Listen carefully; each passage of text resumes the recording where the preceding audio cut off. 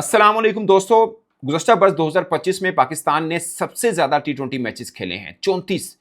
मगर टी20 world cup के लिए टीम बनाने में इतनी देरी किस बात की? इस सबके ज़हन में सवाल होगा। इस वीडियो में इसका जवाब दूंगा, क्योंकि सब देख रहे हैं कि कोच भी पाकिस्तान में मौजूद हैं, बल्कि अपनी फैमिली के साथ लाहौर के तारीखी मुकामात की सैर हो रही है।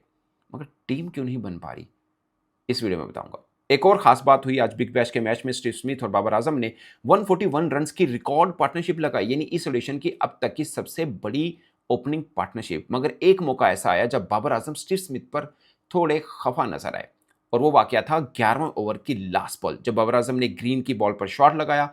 सीधा सीधा सिंगल बनता था, मगर स्टीव स्मिथ ने कहा कोई सिंगल नहीं भाई साहब। बाबर आजम काफी नाराज नजर आए। फिर 12वें ओवर में भी एक मौके के ऊपर स्टीव स्मिथ ने शॉट खेला, मिड ऑन की तरफ सिंगल बनता था, मगर स्टीव स्मिथ ने सिंगल नहीं लिया। ये सब क्या हुआ मैं आपको बताऊंगा इस वीडियो में। मगर सबसे पहले शुरू करते हैं टी20 वर्ल्ड कप के ऊपर कि पाकिस्तान टीम की देरी क्यों हो रही है। अब नाम देखिए, बहुत से पाकिस्तान के फॉर्मर क्रिकेटर्स भी नाम बोल रहे हैं कि वर्ल्ड कप के ये नाम होने चाहिए।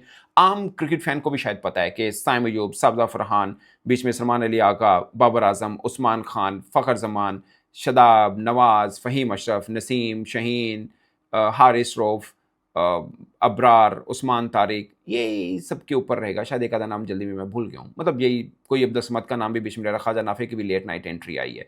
सो ये कुछ नाम हैं। तो सिलेक्शन कमेटी इतनी देरी क्यों करी? पहले मैं आपको एक बात बता दूं कि दुनिया भर में सिलेक्शन कमेटी वर्ल्ड कप का स्क्वाड अनाउंस करती है। पाकिस्तान के अंदर जब से हैसन आए हैं, सिस्टम ये है कि 20 नाम सिलेक्शन कमेटी देती है और 15 नाम हैसन और सलमान आगा मिलकर बनाते हैं। सो 20 नाम सिलेक्शन कमेटी दे चुकी है। अब माइक हैसन, मैंने आपको बताया कि वो सैर सपाटे कर रहे हैं फैमिली के साथ, नथिंग रॉन्ग, बट मैं बताना ये चाह रहा हूं कि वो फिल वक्त पाकिस्तान में मौजूद जरूर हैं, मगर छुट्टियों पे हैं। नेक्स्ट वीक से वो ऑफिस ज्वाइन करेंगे।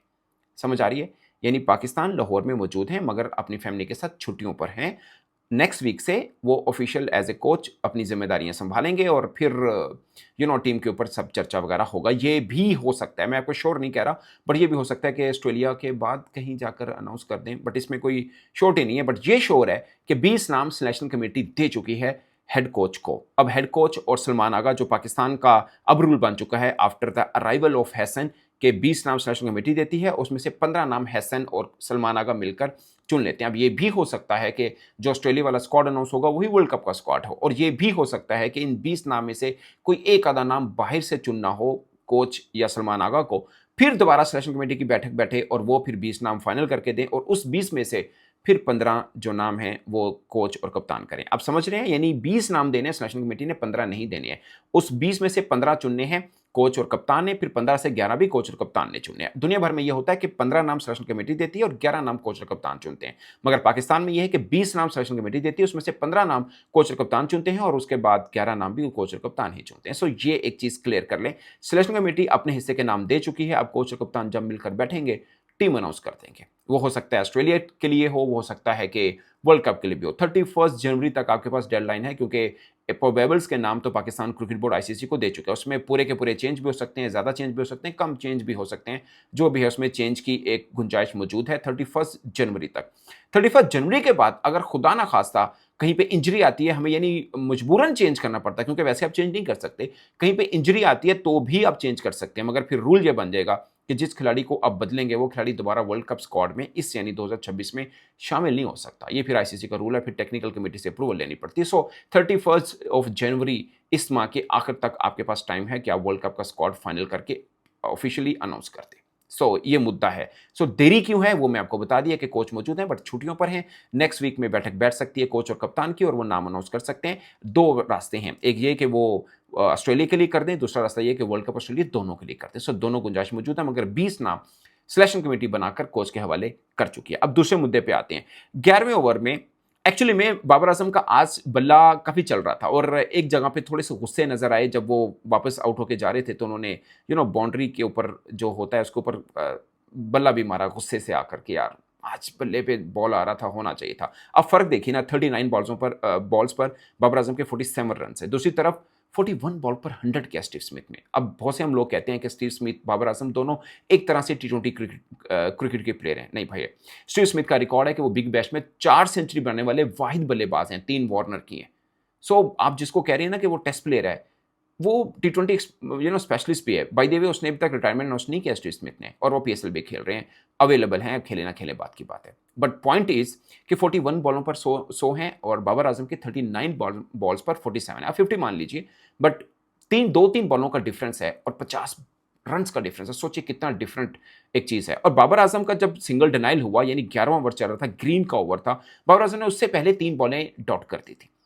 तो उसके बाद एक उनका पावर सर्च है जिसे पावर प्ले कहते हैं, वो लेना था, और स्टीव स्मिथ ने कहा कि पूरे का पूरा मैं ही खेलूंगा भाई साहब, बाबर आजम को सामने नहीं आने दूंगा। सो लास्ट बॉल के ऊपर सिंगल बन रहा था, स्टीव स्मिथ ने इनकार कर दिया, उन्होंने कहा कोई सिंगल नहीं होना, मैं ही पूरा ओवर खेलूंगा। इवन के सेकंड लास्ट बॉल के ऊपर स्टीव स्मिथ ने जब उससे पहले 4 छक्के लगा दिए थे, सेकंड लास्ट बॉल के ऊपर सिंगल बन रहा था, मगर स्टीव स्मिथ ने फिर बाबर आजम को मना कर दिया। इस बीच में बाबर आजम जब 11वें ओवर की लास्ट बॉल पे सिंगल नहीं लिया स्टीव स्मिथ ने, बाबर आजम काफी खफा नजर आए। कमेंटेटर ने भी कहा कि बाबर आजम गुस्से में लग रहे हैं। सो ये कहानी हुई। ऑफ कोर्स बाबर आजम भी एक वर्ल्ड क्लास बल्लेबाज हैं। कमेंटेटर बार बार बोल रहे थे कि Babar Azam still the world class बल्लेबाज, और मतलब बैटर, और अच्छे आज फ्लो के साथ भी थे। मगर स्टीव स्मिथ तो कुछ और ही खा पी के आए हुए थे भाई साहब। 141 रन की पार्टनरशिप है, उसमें बाबर आजम का हिस्सा 47 रन का है, बाकी सबका सब स्टीव स्मिथ का है, और रिकॉर्ड इस एडिशन की पार्टनरशिप लगी है। मगर बाबर आजम गुस्से में ज़रूर नजर आए, और बाद में स्टीव स्मिथ ने ये कहा भी कि वो पावर सच को, यानी पावर प्ले जो लेते हैं बीच में जाकर, उसको फ़ायदा उठाना चाह रहे थे, और वो पूरा ओवर खुद खेलना चाहते थे। उस ओवर में उन्होंने 32 रन बनाए थे, और इस एडिशन का बिग बैश का सबसे महंगा ओवर भी वो साबित हुआ।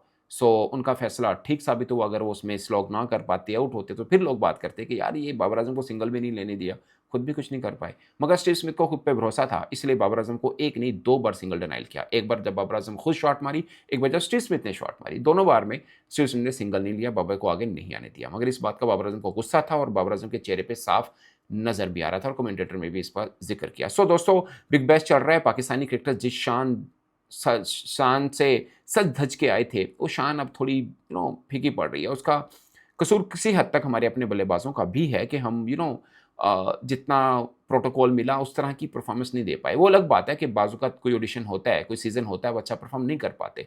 यही रिजवान थे जो पिछले सीपीएल, अभी जो सीपीएल खत्म हुआ, बड़े ज़बरदस्त परफॉर्म किया, 2-3 मैचेस में मैन ऑफ द मैच भी है, मगर इस बिग बैश में नज़र नहीं आ पा रहे। सेम बाबर आजम ने 250 तो की, मगर स्ट्राइक रेट का मसला उनके साथ जुड़ा हुआ है। दोनों के स्ट्राइक रेट में कुछ खास फर्क नहीं है। आज अलबत्ता बाबर आजम की स्ट्राइक रेट थोड़ी बेहतर ज़रूर थी, और आज उनकी निक भी नज़र आ रही थी, पिच भी थोड़ी बेहतर थी, और लग रहा था कि बाबर आजम लंबी इनिंग खेल सकते हैं। बहुत से पाकिस्तानी क्रिकेट फैंस लगे थे, आज लगता है बाबर आजम का 100 है, 100 तो आया मगर स्टीव स्मिथ का है। इस पर दोस्तों अपनी राय कमेंट के सूरत में जरूर आएगा। मेरी तरफ से इतना, इजाजत दीजिए, अल्लाह हाफिज़।